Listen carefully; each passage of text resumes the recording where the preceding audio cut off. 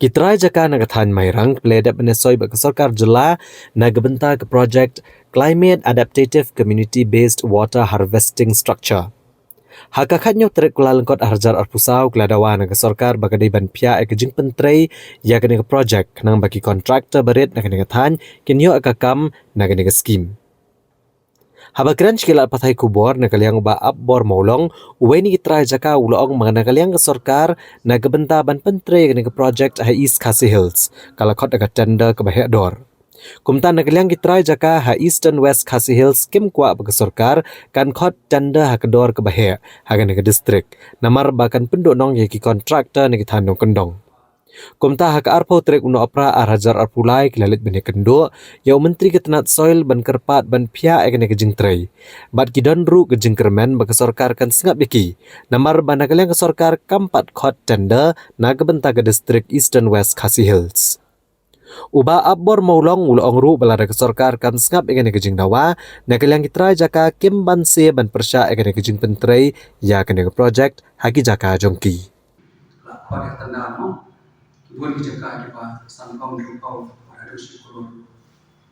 Di syukur bahkan mengajar syukur deh di tempat di senang dulu marah.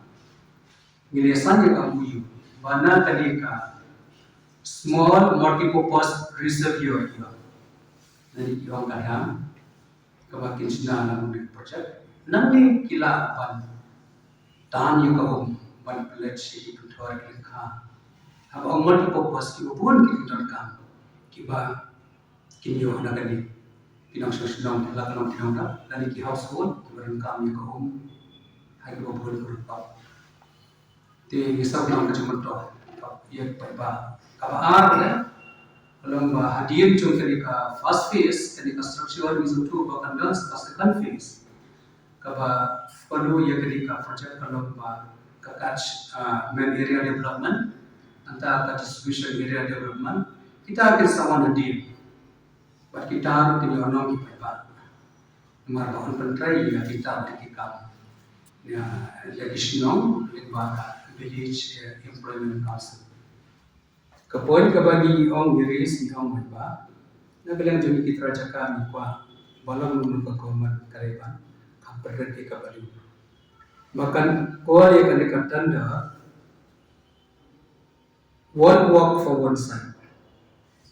Nang ba ki kontraktor ki baret na kinong kendong sumi kinyo ba yesim menta kani but kumbaban me baju ibabuan ni kitra jaka ma ibadai kontraktor kita ni ka qualification ki capacity bagi lawan handle ni ka dikata kalau ka jingno concern jumi milapa ek representation jumi syau minister mila kendu guru we submit personally aka tambakla kare